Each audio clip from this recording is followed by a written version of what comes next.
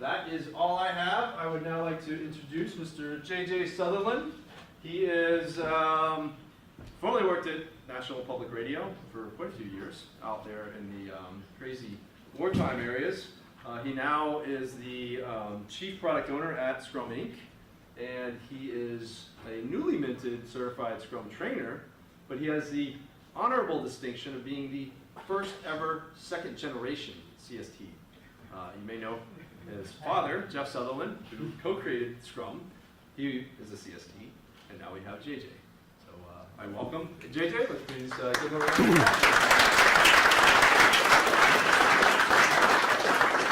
of applause. All right, I did that. Thanks, Brian, and thanks, Adam, as well. We do a lot of stuff with the Beck Group, and we're always very happy to do so.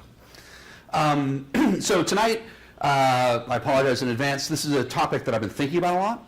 I'm writing a book on Agile leadership, and this is the first time I've put my sort of thoughts together in public. So it's the first iteration. I apologize ahead of time. And I apologize to that side of the room because I've been told to stay in this box. But so I thought I'd start out with, this is a video that the first Scrum team played every day before their daily stand-up.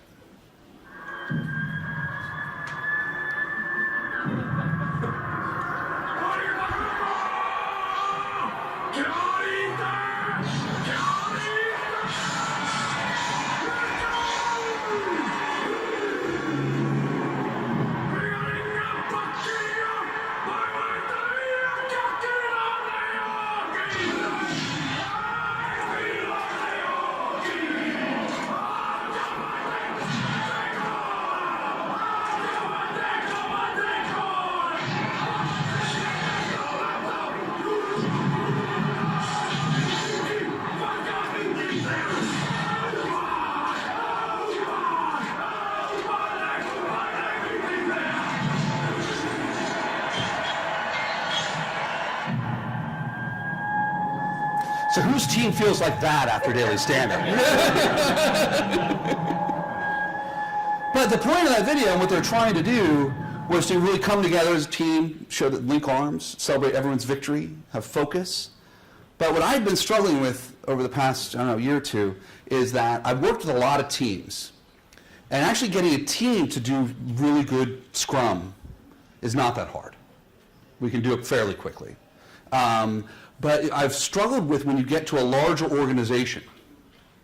How does that happen? I see a lot of sort of where there's all this energy at the ground level among the engineering or among marketing or journalists or whatever group I'm working with. There's a huge amount, and then they sort of run up against a barrier. And that barrier is leadership. That barrier is their organization. So I've been trying to think about why that is. First of all, this is sort of more of a diagnosis, and also what can be done. And so I want to take you back a few years to 2006, when I was in Iraq most of that time. I spent about half my time between 2004 and 2011. I was about half my time in Iraq, half my time in the United States covering the Pentagon. So there were more than 100 attacks each day on American forces in Iraq in 2006, 2007. And so Baghdad, where I was a very loud place with car bombs going off dozens of times a day. And so I came back from one of those trips, and my editor asked me, I was sort of explaining this, like you see all this wreckage on the roads and all this kind of stuff, and my editor said, well, what happens to it? I mean, that's a lot of stuff getting blown up every day. Like, where does it end up? And I said, I have no idea. That's a good question. So I found out. It ends up in Texarkana, Texas, at the Red River Army Depot. And if you've ever been to East Texas, there's a lot of space in East Texas. There's a lot of nothing. And so there's like acres and acres and acres of blown up Humvees and trucks, and just like go as far as, like this picture is the only one I could really find. It was any good because my pictures are horrible. But they just go on forever. And the military at that point was spending $17 billion a year, just the Army actually, just the US Army, $17 billion a year in repairs. And that's a lot of money. But so I went there, and what had happened at Texarkana, at the Red River Army Depot, was in the early 2000s, right after the war started, they weren't doing so well. And the Base Realignment Commission said, we're going to shut you down. We're going to completely shut you down. So on this base, there's only one uniform, who's the colonel who's in charge of everyone else is a civilian working with management and workforce. And so what happened is this colonel, which a colleague of mine just interviewed a couple weeks ago, I'd been there and visited this, sort of told the story to him, and he said, well, I'm going to track this guy down. And so what this colonel did is he went to Ford and GM and Toyota and said, well, how do you guys run your manufacturing facilities? And because we're doing 3 a day and we're going to get shut down. And in Texarkana, Texas, this is hundreds of jobs. And it would have, it's like one of those, would put in the factory closing in the local town, would have had a devastating impact on the local economy. And they said, so they did is they implemented a lean manufacturing plant, which if you've never been to one, call up somebody and beg for a tour because they are really cool. So you're in there and all of a sudden like doors are flying through the air and robotic arms and the people turn, the right tool is right there just in time to bolt onto the car.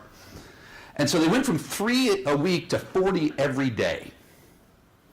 And so when the general came along, he was doing the final assessment to close them down. He's like, this is the general from the Pentagon, from Logistics Command, I'm going to come out and shut you guys down.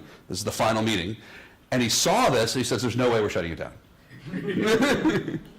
Because what they'd done was amazing to me. Is they were disassembling each Humvee into its constituent parts, every nut and bolt, and then rebuilding them from scratch. And so they had an attack time of 16 minutes. So every 16 minutes, another Humvee rolled off the line. It's really remarkable. But talking to that colonel and sort of saying, well, how did that work? Because that's a big shift in culture, in how you do things and what you do. And what the colonel, he was retired now, the colonel said is we had to just teach everybody not to be afraid. And at every level of the organization, because it's a union shop, they paired, every management level, they paired a manager with a union member to say you guys are co-equal here and how we're going to organize ourselves. Because we're completely reorganizing how everyone works and has worked for 20, 25 years. And he said what it took was, he said it was not overnight, but it took this conscious effort to reshape the organization by what people's roles actually were at the management layer. It wasn't just setting up a lean manufacturing cell down on the floor. It was changing how the management worked and how the management saw itself. That worked. And what impressed me was that the system changed, but the people didn't. This is the same people who were doing 3 a week went to 40 a day. The exact same people. And this is when I called my father. I was covering wars then. I wasn't involved in Scrum or Lean or any of the process improvement. And I said, I think you might be onto something. And they were so proud that they put these stickers in every single Humvee that came off the line. So we built it up as if our lives depend on it. Theirs do. And they manned a 24-hour call center. Volunteers did. So any soldier in the world could call up and they'd get answered by someone who had built their Humvee to how to fix it. So that impressed me. And I said, that is different. That is really different. But I'm not sure if anyone knows where the word Agile actually comes from. So Agile comes from this book, Agile Competitors in Virtual Organizations, that a guy named Mike Beadle took to Snowbird, Utah, when the Agile Manifesto was written back in 2001. And apparently they spent the first day arguing, all 17 people there, over what they're going to call it. And finally, at the end of the first day, before they wrote the manifesto on the second day, and then the first day they said, okay, we'll call it Agile. And what's interesting about this book is it's about hardware companies, about automotive suppliers, is that it talks about how Agile goes beyond lean manufacturing because it brings the customer into the design process, which is what these people were doing with software. But it requires major changes in organization, management, philosophy, and operations. And that's what it was in this book, that where Agile, the word Agile comes from, that we all do today. And so that to me, and when thinking over this, I've been working on this for about 18 months, a year, 18 months, thinking about this thing. I'm going to write my next book on this. So I've been talking to as many people as I can and reading and going to classes and just trying to sort of immerse myself in this. And it's sort of, it does require these changes, but people don't make the change. They don't. So I've been trying to figure out why that is and how we can flip that switch. Because it's not good enough. I mean, we're agilists, right? We go into an organization and we teach them how to do Scrum, and they do Scrum for a little while, then we leave, and then they just go back to the old way of doing things. Management insists on not doing it that way. That's happened to me. How many people here has it happened to? A few of you. You know, and it's just fragile. So I thought, managers need training to lead these agile teams. And so I wanted to just give one other example from Iraq. Sorry, I was there a long time. But it's sort of on this leadership in action and how I think this works is that in 2006, 2007, the same time frame, this is U.S. deaths every year. And you have to remember 2006, 2007, we were losing the war. It was a very real possibility. I was talking to the military. I was there. People were like, we might lose this thing. And the president put General Petraeus and General McChrystal. General Petraeus was overall command. McChrystal was the Special Forces commander in charge over there because it was just falling apart. I mean, hundreds of people were dying. And so this is how the structure worked over there. And I just found this fascinating. And this is something that John McChrystal talks a lot about in his book, Team of Teams. So this is sort of, they have the White House, the Pentagon, MFI Iraq, but every intelligence agency, and I didn't even really know this, there are like 19 different intelligence agencies. Because, you're not a cool department unless you have an intelligence agency, right? You're not really like, so, I think DOE, Department of Energy, okay, atomics, like, okay, maybe. But DOJ, the Drug Enforcement Agency was there. And so they were all over there because there was like the whole government approach. We're like, okay, we're all doing this, even though we're losing. And they all just reported up in these stovepipes up into their respective command. They never talked to each other. And then, and all this stuff, and they get intelligence from the people on the ground, and then the orders would come back down a few weeks later from the White House and the Pentagon, sometimes conflicting. And by that time, the situation on the ground had changed too much. It changed too much. And Al-Qaeda in Iraq, which was the enemy at the time, had iterated again. And as a result, we were losing the war. And so what General McChrystal did, they said, you know what? We have all these people in Iraq from these different agencies. We're going to put them all in one room. NRA, NSA, the NRO, all these different agencies. The bomb experts from the FBI. And then we're going to put them in the same room with the special forces groups that are going out that night. And so they would go out, target Al-Qaeda in Iraq, and then they would come back that same evening with the intelligence they'd gathered from that raid. It could be pocket litter, it could be computers, it could be interrogation, whatever it is. And then those people would be sitting in that room at 11 o'clock at night analyzing that and send the troops back out the same night. And what happened was remarkable. And there are other cool, there's a three-legged stool to counterinsurgency, which I won't bore you with, but this was really remarkable. And what happened was this. Al-Qaeda collapsed in the space of a few months. It was absolutely amazing. I've never seen anything like it.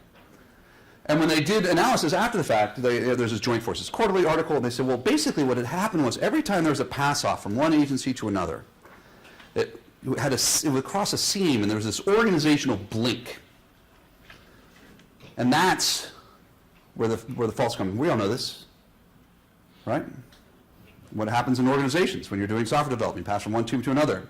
What happens? Everything falls apart. And so Bob Woodward was over there, compared it to, as important an invention as the tank or the airplane. It was so dramatically different way of running war. John McChrystal called it collaborative warfare. So this is a result of the number of deaths, U.S. deaths every year. It was you can see 2007, 2008, just this collapse. And this is with more troops there fighting more often after the surge. And John McChrystal says what it took was actually sort of a total shift in how they were organized. Because he says the Army is sort of the upper top, is sort of a command and control. Okay, you have a colonel who has a bunch of lieutenant colonels who have majors and all sort of this very rigid hierarchy. And I said that even the Army has moved away from that somewhat, right? And so they went to command of teams. So they'd have these very, functional, very, you talk to this, go to the Special Forces A teams. These are, very, very good teams, incredibly good at what they do. And they said, but that wasn't good enough. What they had to do was go to teams of teams. Oh, sorry. which is these cross-functional teams, and there was no hierarchy in the decision-making because the decisions had to be made faster than a hierarchy could respond. And they would have all the skills necessary on the team, on each one of these teams. There'd be a command element, there'd be intelligence, there'd be whatever.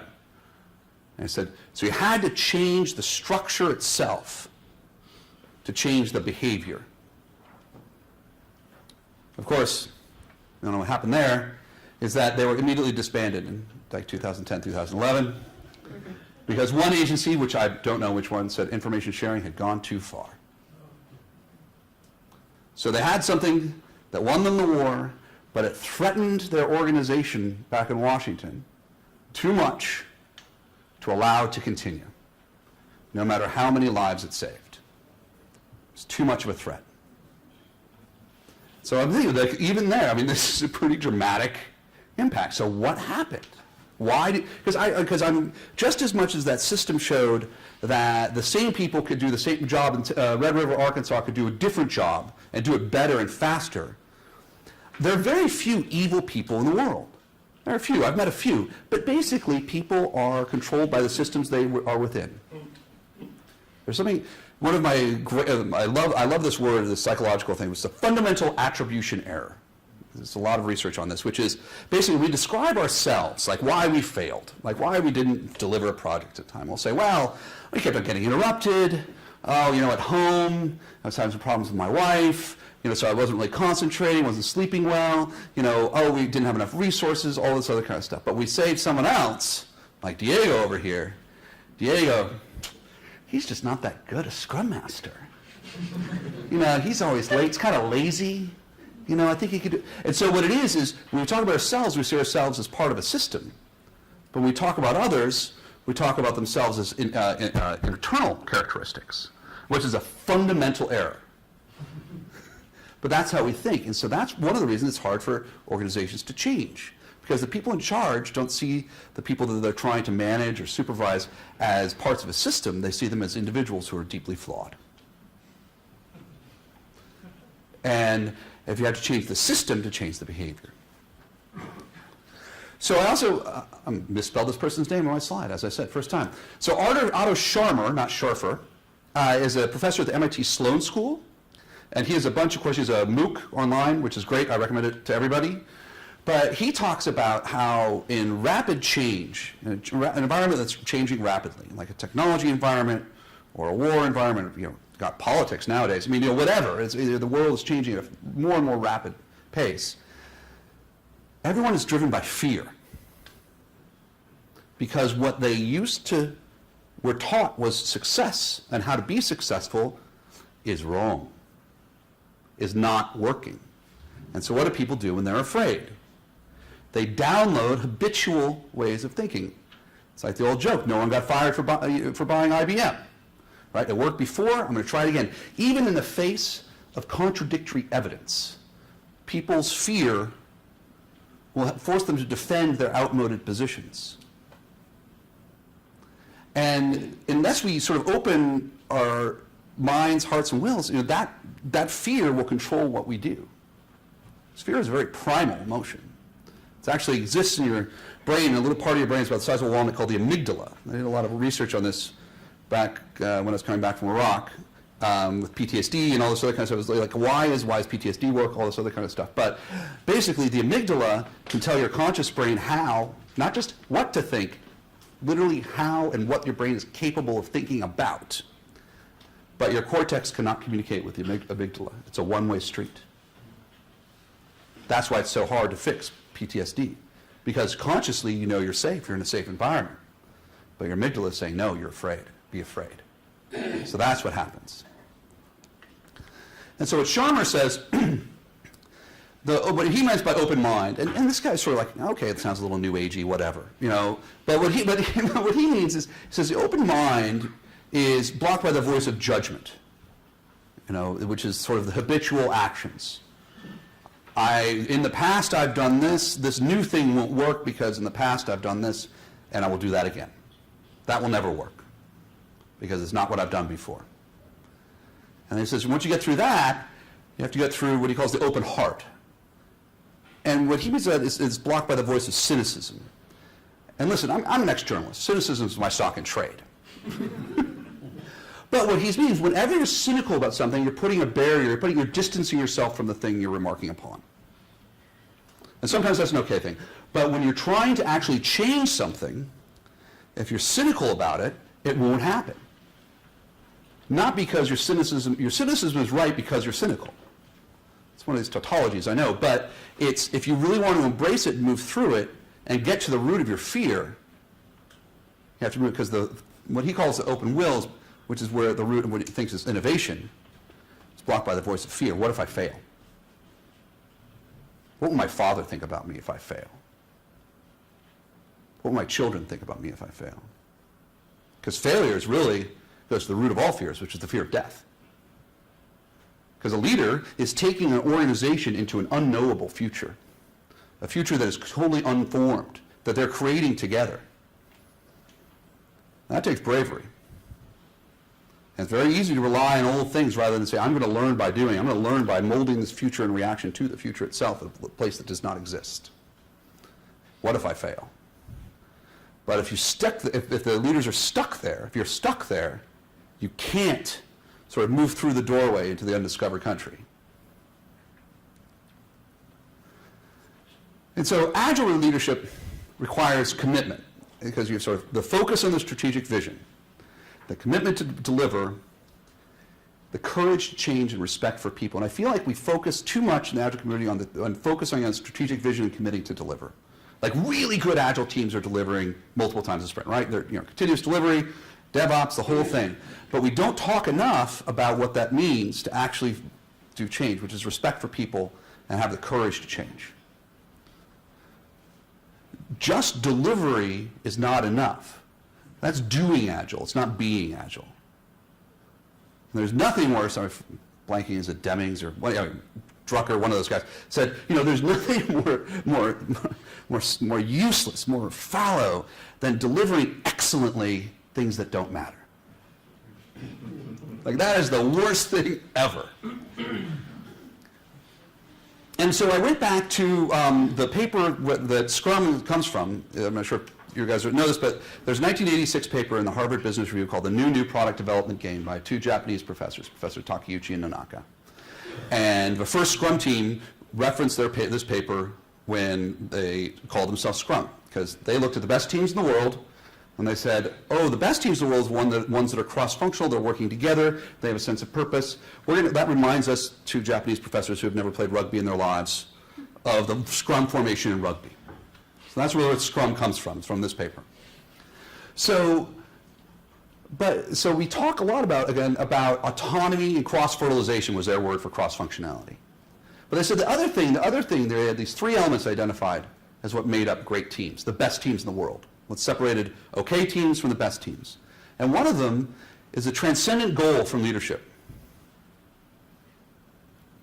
We're doing something great.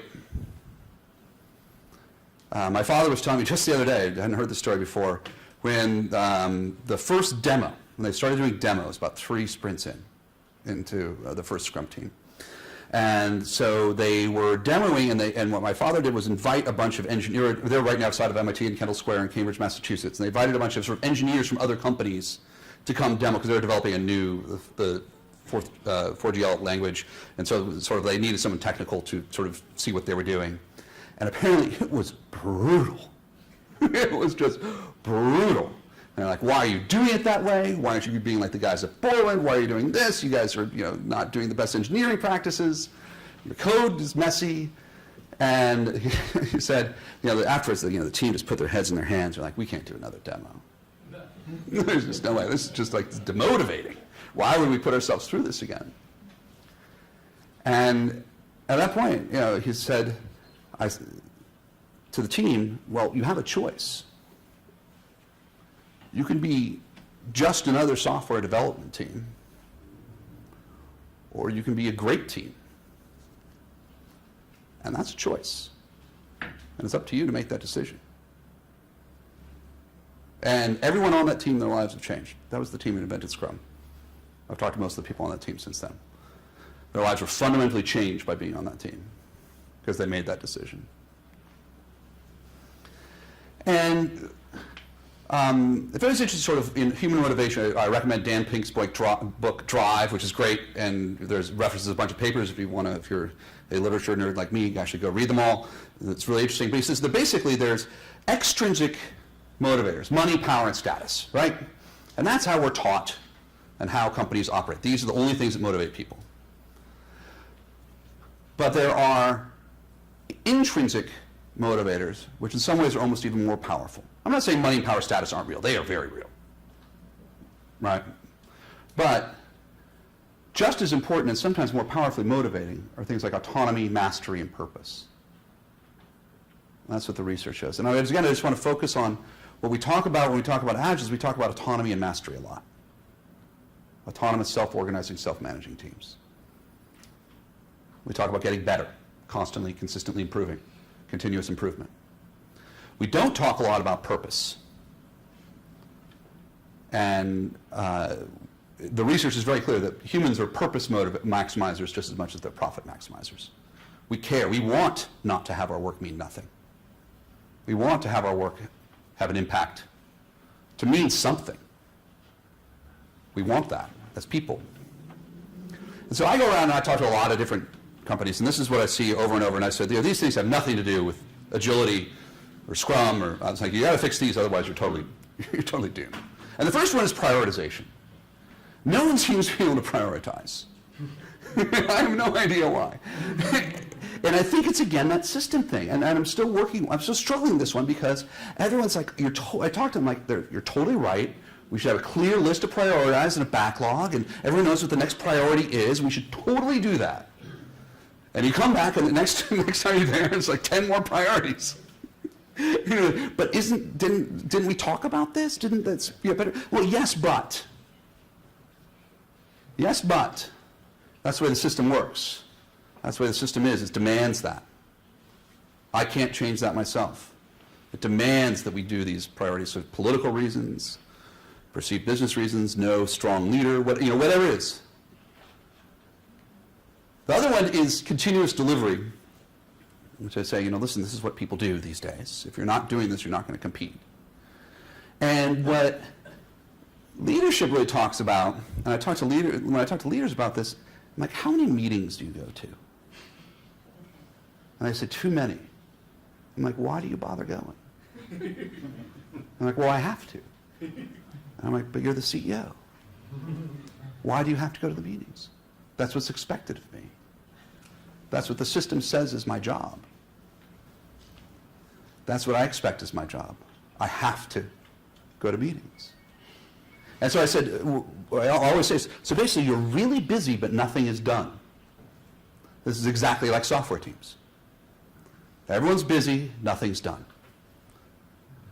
So I said, until you fix that, and they act like they're prisoners of this. They're prisoners of the system, which is beyond their own company. So this is, executives do this, right? This is executives go to meetings. What do executives? We go to meetings. Leadership does other things. Leadership inspires people. Leadership gives their teams transcendent goals. Leadership makes sure their company actually is doing something important, rather than just making widgets and making some money. The third is, we call organization refactoring, which everyone's like, well, my reports, my staff, my segment, my whatever. Everyone says that. Because that's what they've been told to do. That's what they're rewarded to do. That's their bonus to do. About 6 months ago, 8 months ago, we were talking to the CEO of Bosch. And he said, well, what you're saying is, all of my teams, all my people are bonused individually, and yet I get this sort of local sub-optimization. Like, he says, even on the level like Bosch Americas will do things that won't help Bosch Germany. But I bonus Bosch Americas by America's performance and Germany by Germany's performance. And so he eliminated every single individual bonus plan in the entire company. It's like 250,000 employees. And he said only team-based bonuses. So like the head of Bosch Americas, the head of Bosch Germany are in the same team in terms of bonus.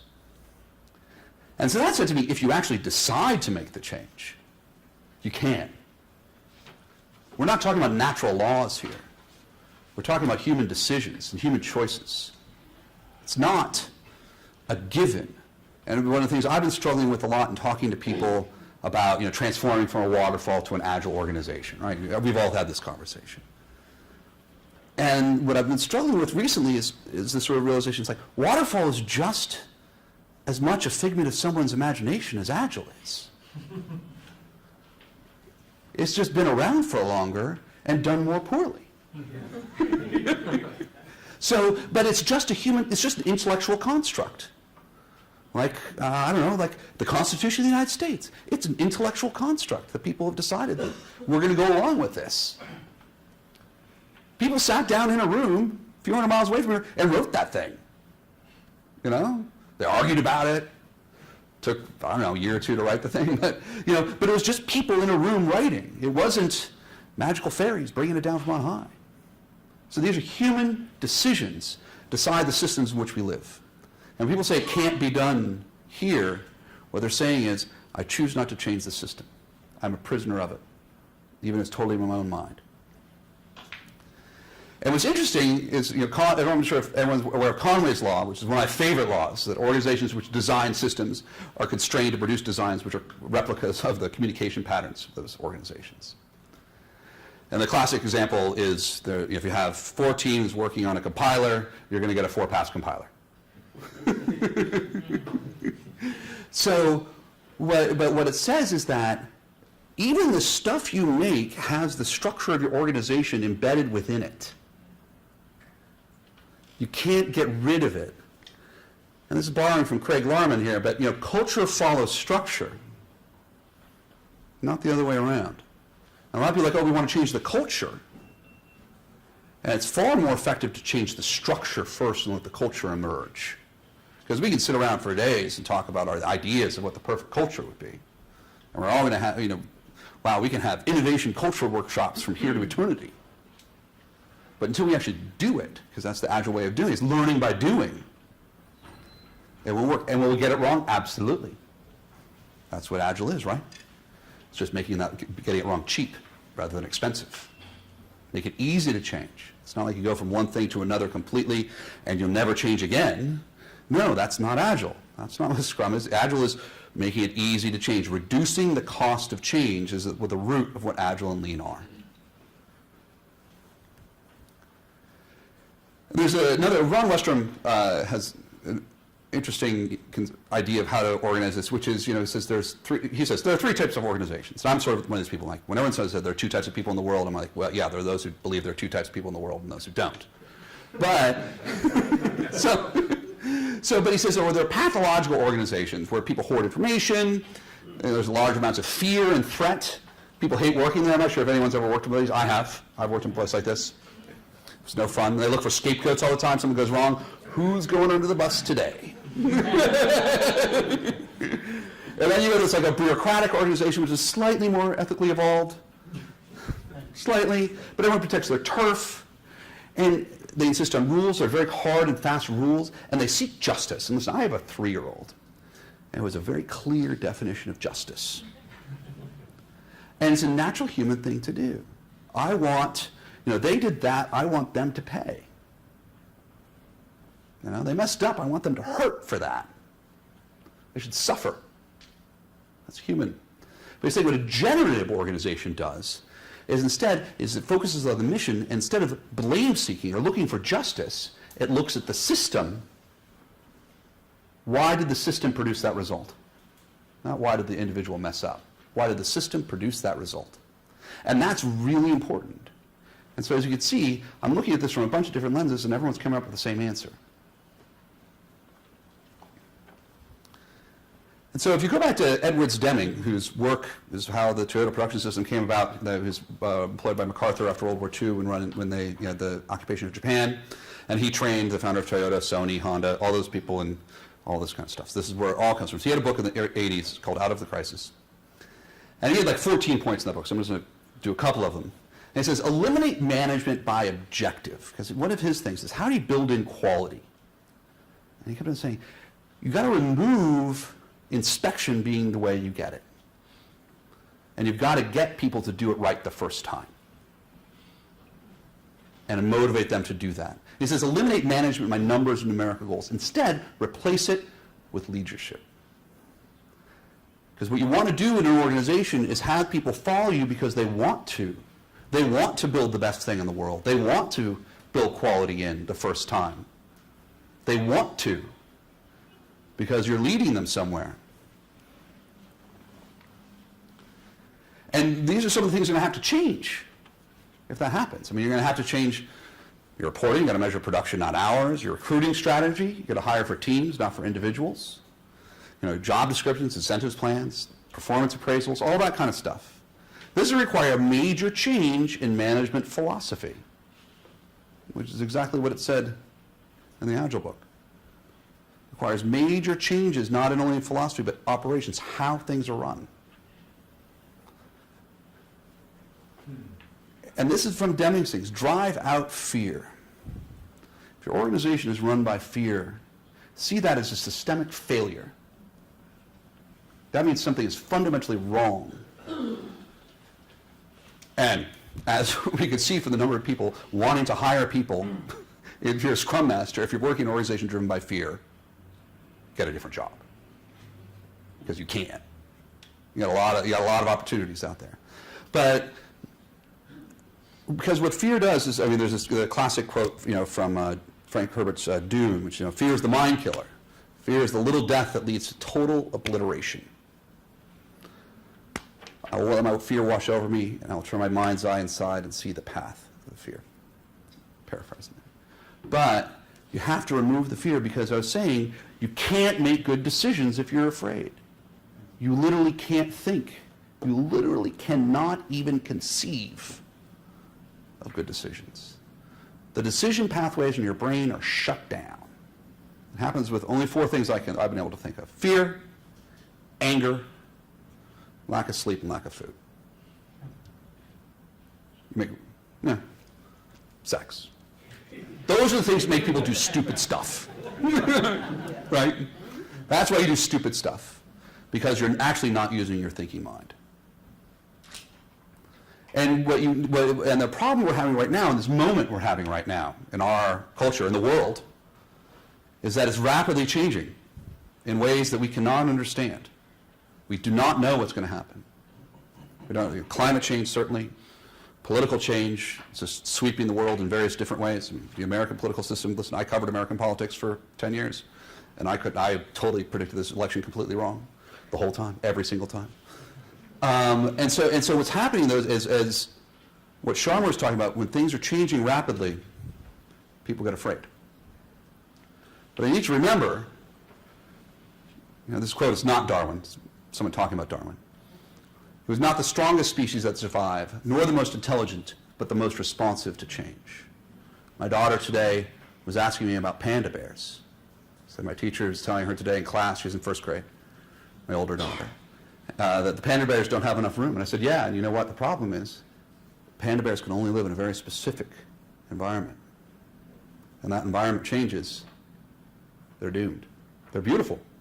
They're beautiful animals, but they're not adaptable. And so if you're an organization that needs a specific environment to survive, you will die. That's just how it works. All right. Any questions? Happy to take them. So I have a question. Sure. So going back to Iraq and the two teams and then the blink, so what specifically was the difference? So the nodes have 4 times the connection or twice the amount of connections? But I mean, so what was happening was that, response time? so the Special Forces team will go out and get a bunch of stuff. They do a raid, right? Interrogate some guys, grab some computers, see what pocket litter, they called it, what papers were around, and bring it back, and they'd say, okay, handing it off to the CIA guys. And then they go back out to the next raid. It was on their list of raids. The CIA guys would do their analysis. Maybe they work with Treasury, the FBI, did the bomb fragment analysis. Then they'd send it back to Washington. So what was causing the change, though? So was it relative to like how Al-Qaeda was responding? Was Al-Qaeda more agile, and then because Well, we were losing. And basically, there were 2 guys, there was a group of people who were involved in counterinsurgency theory. And General Petraeus wrote a new field manual at the Fort Leavenworth in Kansas during this period, sort of like he was exiled in there because the older Burke and General McChrystal from SOCOM, they sort of redid it. And the reason they were able to redo it was because we were losing the war. And we have the President of the United States calling you and saying, cooperate, or I'm really going to need to find another director of the NSA. You start cooperating. Yeah. Yeah, and I heard McChrystal speak on this a couple months ago, Uh-huh. and he attributed the success to a daily stand-up. They had a daily global stand-up of every command in the world. And they exchanged information at that frequency so that there was no lag. The maximum time lag was something like 8 hours because of the front and the back of that stand-up information chain. And so that allowed them to respond at the same speed with which Al-Qaeda was responding. So it was tempo though. Mhm. They exceeded or met the tempo of Al-Qaeda. That's right. Right. With a dramatically higher force, amount of force they could employ. Yeah. I also read a book on this, and they said that one of the key things was that the crystal removed the ORG-CON classification, originator controlled classification, from the information that they gathered, the teams gathered from their raids. So that information could be distributed to more teams, and they could analyze it more quickly. Yeah. Transparency, but Yeah. all that kind of stuff. Yeah. Stepping away from Iraq to the broader field of change management, there's a lot of literature and research on change management for organizations. How would you say that Agile approaches to that are different than the more traditional approaches? Well, I think that the Agile approaches are different in two ways. One is that the organization itself is becoming an Agile teams. Like, how do you manage Agile teams, which require a different kind of operational tempo, a different kind of how do you get reporting, a different kind of how do you when you have transparency in your teams, the way the Agile gives you, what does that mean and how you should run your senior management team? So that's one way. Another way is, instead of saying, okay, we're working this one way now, that's rigid and set in stone, we can't change. Now we have this new model that we're moving to, which is rigid, set in stone, and cannot change, but it's a better model. The Agile idea is that you try out probably just a little bit of change at the time, and you iterate your way into a new organization, because you de-risk it. So if you change the whole organization from one way of doing things to another way of doing things, all the finances, all that kind of stuff overnight, you have huge risk. And so what the Agile way is doing a little bit at a time, constantly getting feedback and iterating on it. And so I would actually bet, I don't know, there's some companies that I've worked with that have changed pretty rapidly, some that have taken longer, that you can actually move faster than if you were going from one big thing to another big thing by doing little steps along the way. Does that answer your question? Yeah. What do you think about the combination Agile and DevOps? DevOps is an engineering practice. I think it's a great idea. Absolutely. But I don't see it as, I don't think it's as a separate thing from Agile. I don't think so either. I just Yeah. want to ask a question. Oh, sure. Yeah. I've read some articles recently about how to derive value from failures. And I see kind of what you're talking, or I agree with, you have to remove fear from organizations. So what do people fear? They fear failure. So do you have any thoughts or recommendations? Because I'm trying to think through ways of institutionalizing, processes or methodologies to, as an organization, look at when failures occur and try to understand and let people, create that safe environment, if you will, for people to talk about failures that they've encountered and share that knowledge, and the organization can learn to how to adapt. There are two ways. I mean, there's sort of the small sort of Agile team failures that you should be going on retrospectives, but those are sort of on a smaller thing. But if you have a big failure, you should do some sort of root cause analysis. There's a lot of books on the A3 process, which is a method of root cause analysis that Toyota uses, which I really like, and that sort of tries to remove a lot of the emotion from it. And they celebrate, okay, this went wrong, now we're going to delve into the system and figure out how it went wrong and fix it so it never goes wrong again. And then you celebrate the fact, wow, we were able to fix it forever, not just put a Band-Aid over it. That's one way of doing it. I know that's very brief, but I can add to that, actually, something that you could try, companies like Spotify are doing it, a lot of companies are doing it, share the wall fail. Yeah. Where you share, what something you try, you didn't go too well, but then, so you prevent your, your peers from Yeah. doing the same thing, right? Yeah, you say, wow, it's great. You discovered something that failed. Awesome. Let's make sure nobody does that. So that will help hopefully. Yeah, you need somebody like, is it Daniel Ilk, the owner of Spotify, who will then go up to that wall and be like celebrating that. The CEO is like, Yeah. look guys, this is great, we've learned a lot from this. And not like, put something in place that doesn't allow for failure. And I would say also, just a quick plug, Agile Boston is having one of the lead architects of Spotify talk on Wednesday up in Cambridge at the Scrum offices. So if you guys are interested in Spotify, he's there. Yeah. Don't you think that Spotify, to a certain degree, is a problem? Because Spotify's never made any money. And having, at least not a documented problem. And so, in dealing with most leadership, accounting, finance moves down to traditional, Right.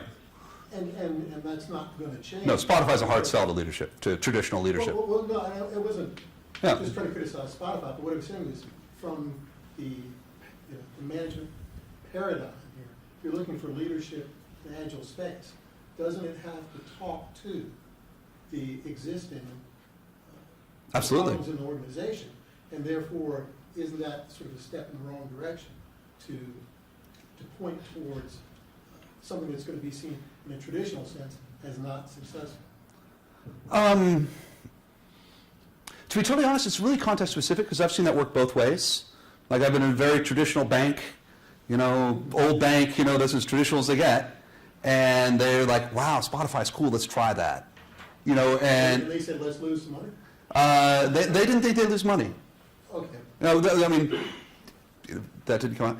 And I've also seen it where the most clear is like in defense contracting. Defense contractors I work with were told by, basically because Lockheed came in and did an Agile bid at 60% of the old software development price. So most of the contractors I'm working with now are being forced to do it because they have to bid software development at 60% of their old price. Otherwise, they won't get the contract. And so they see it as, we're not going to get the contract unless we change. Yes, and Yeah. that's what I'm saying. Yeah. So that speaks to the tradition. Yeah, that speaks to the traditional measurements. But you're right. You have to. Spotify's value. We can argue about Spotify's valuation another time. I think the investors are pretty pleased. Me and JJ, I think on that Spotify, I hadn't heard that they haven't made any money, but they are in a very highly competitive market. Not that banking isn't also, but I think there's probably. And I think that the shareholders of Spotify are pretty pleased with how they're doing. That their valuation is pretty high. Yeah. Which large organizations do you know are very agile or have embraced agile? Because the problems we are running into right now are large organizations, especially the government ones, which are controlled by people who are divorced from the results. Right.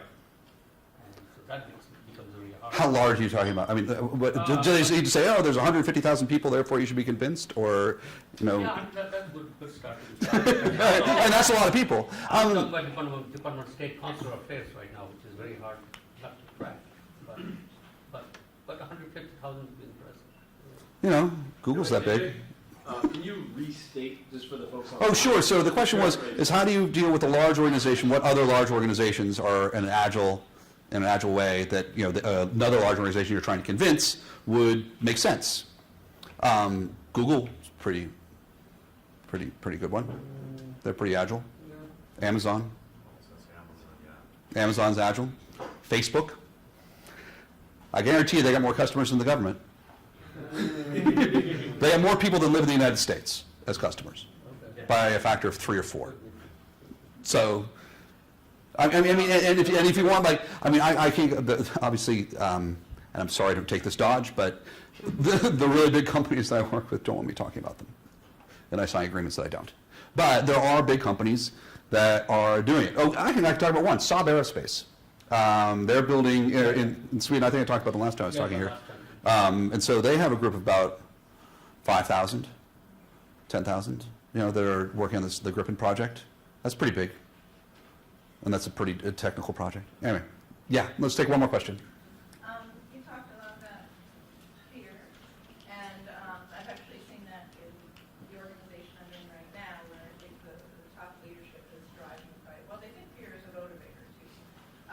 So wondering, how do you, like, what's the next step? Like, how do you get people to recognize that this is, that they shouldn't be using fear to drive decisions? I mean, The research is pretty clear that if you rule by fear, the results aren't as good. There's a lot of research about what motivates people. That's the easiest. Go to Dan Pink's book and look in the bibliography. There's a huge amount of stuff that he references in there. There's also some stuff in the bibliography to my book, but I don't know if I dealt directly with fear in this way. But if you sort of dysfunctional emotional management you just don't get good stuff.